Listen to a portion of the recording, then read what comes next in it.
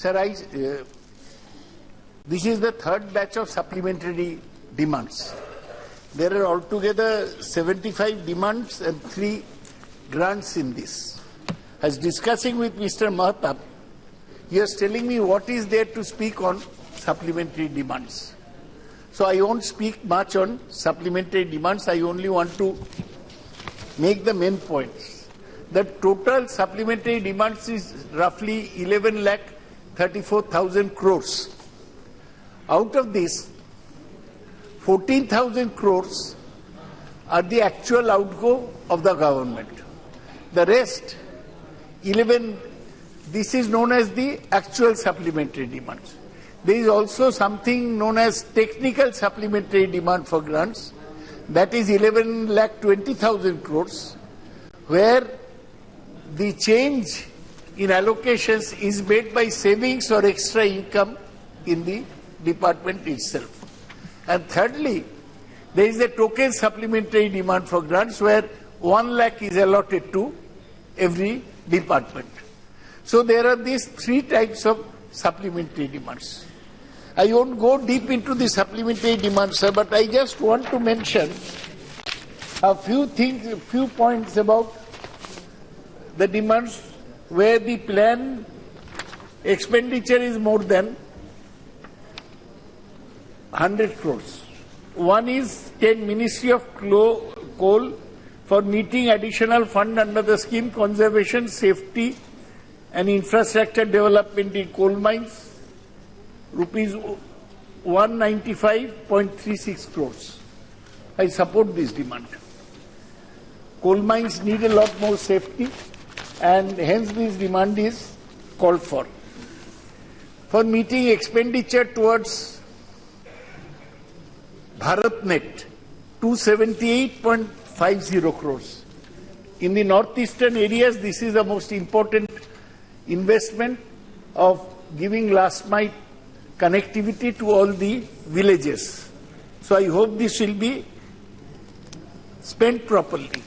Again, for additional transfer to Universal Service Obligation Fund, rupees 1470 crores, and for additional grants in aid to CDOT, 87 crores. I support this demand because telecommunication is the most important department today, connecting people. Thirdly, in 16, for providing additional fund for operation of price operations cell under the scheme Price Stabilization Fund. This is also plan expenditure of 3,500 crores, which we support.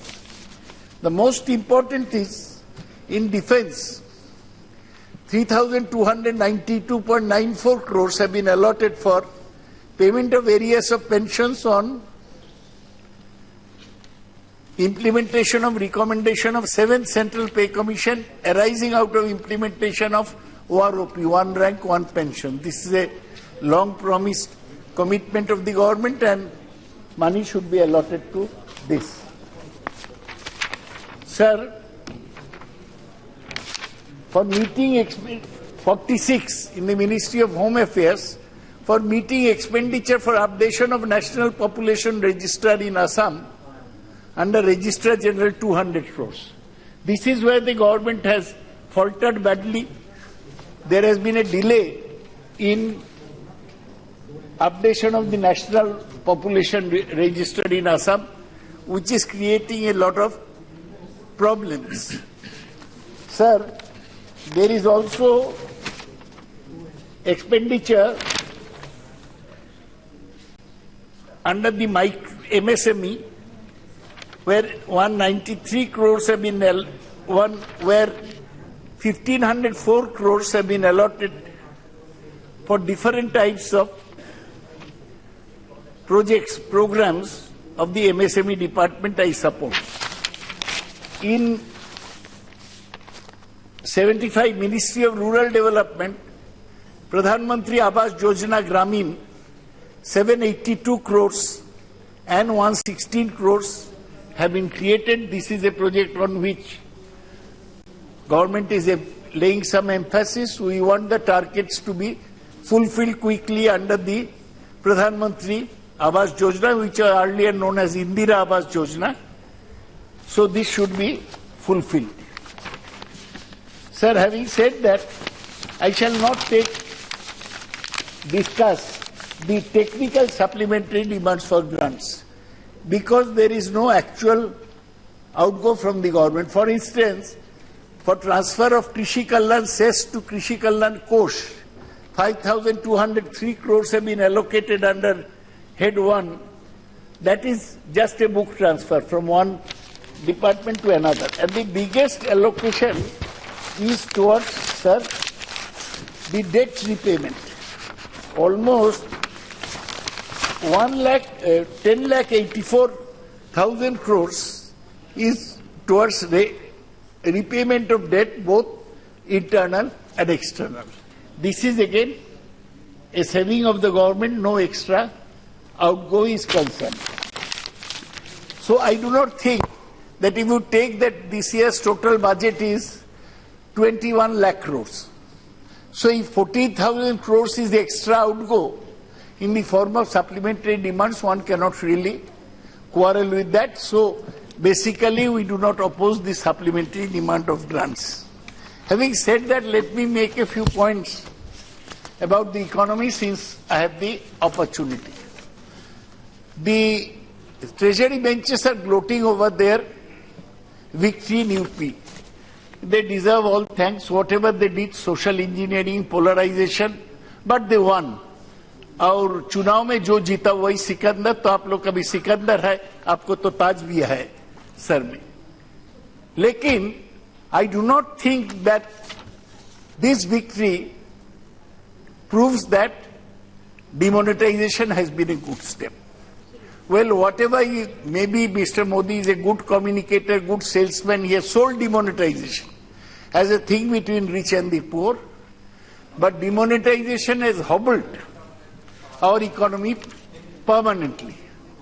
And if actual figures are placed, then you will see that the rate of growth, rate of GDP has suffered. India has a peculiar matter in which statistics of GDP growth given by the government does not seem to be genuine. Till today, of course, March is not complete. We do not know the figures of GDP growth for the year 2016-17. But my impression, and it has been the impression of all economists, is that it should fall to at least 6.5%, if not lower. So economy is not as hunky-dory. Small industries and units have been crushed. And millions of artisans and workers have suffered. In Bengal, we know 81 lakh people have been hit by demonetization.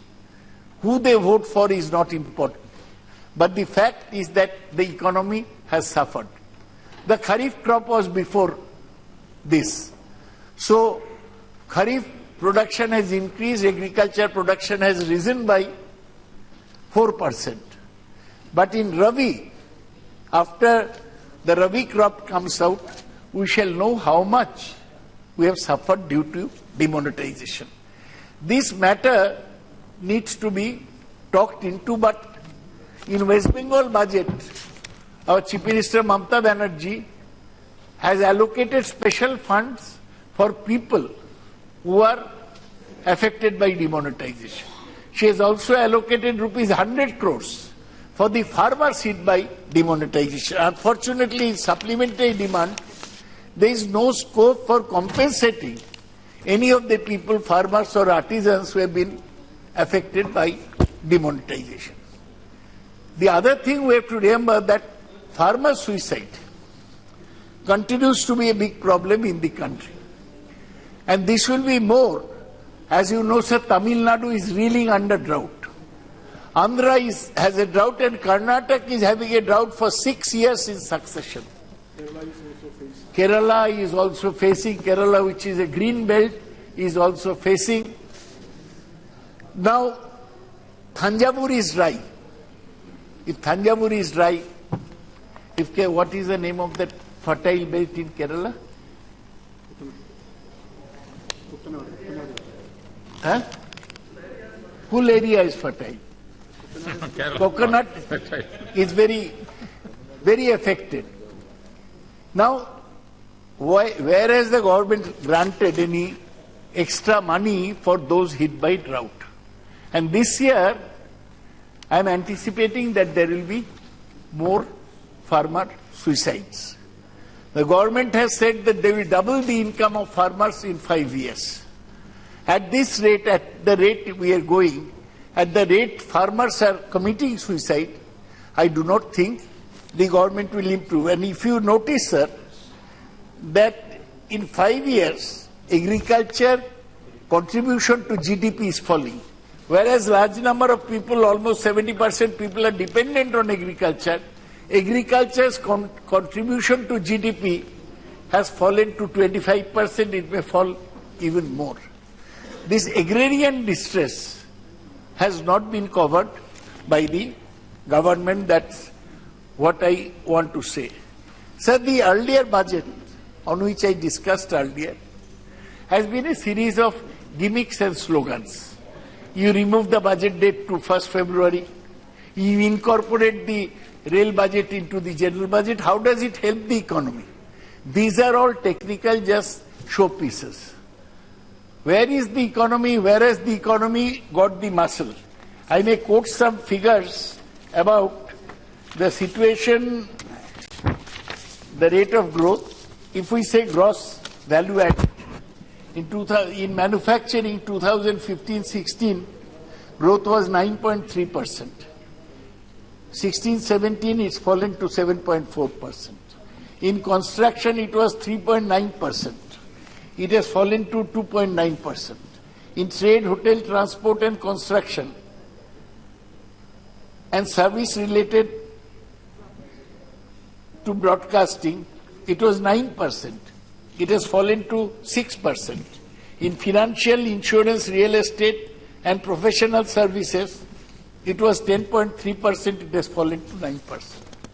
So all is not well in the state of Denmark, as Hamlet used to say.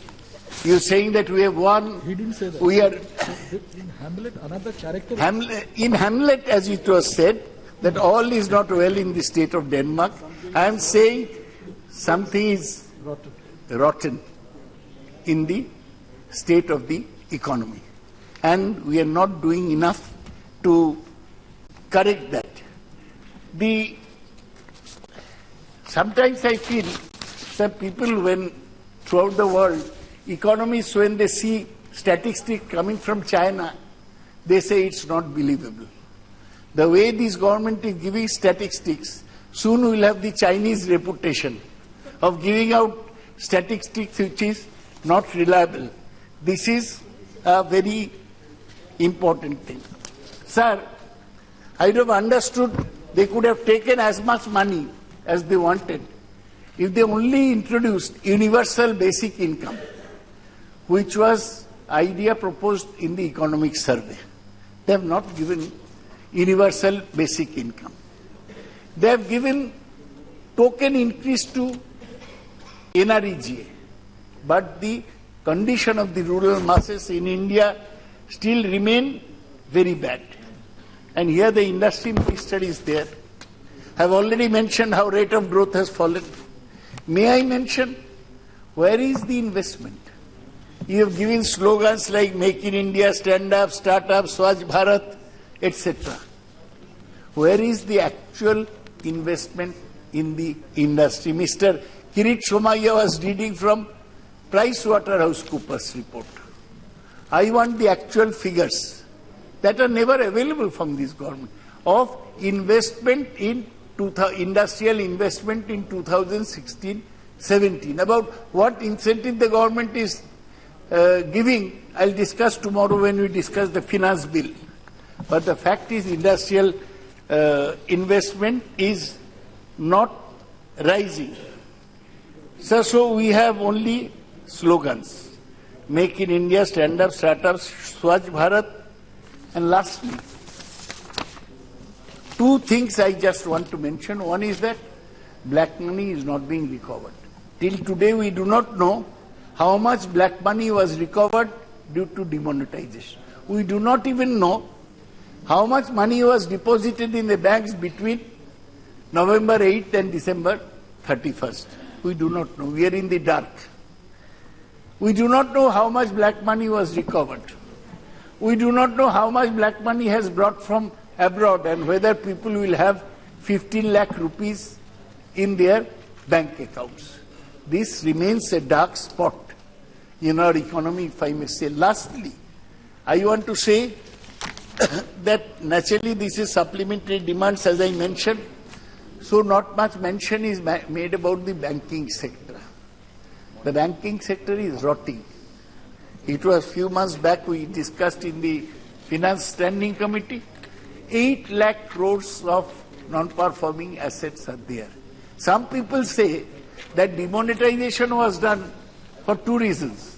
One is to take out the money of different political parties in Uttar Pradesh, and the other, and so only BJP would be left with money, and the other, they say, is to fill up the coffers of the banks so that they are short of money for giving to big industrialists, so demonetization money will be deposited, banks will have no dearth of capital.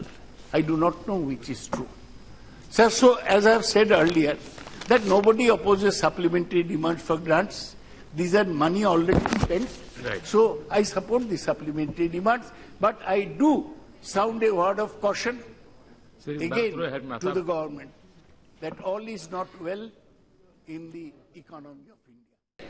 आपके प्रधानमंत्री ने मीरठ के भाषण में कहा कि पाकिस्तान की धरती पर हमने सर्जिकल स्ट्राइक किया, मतलब वो पीओके नहीं रहा, भारत ने अपना अधिकार भूल लिया। इसका प्रश्न का जवाब निशिकांत जी आपको देना होगा।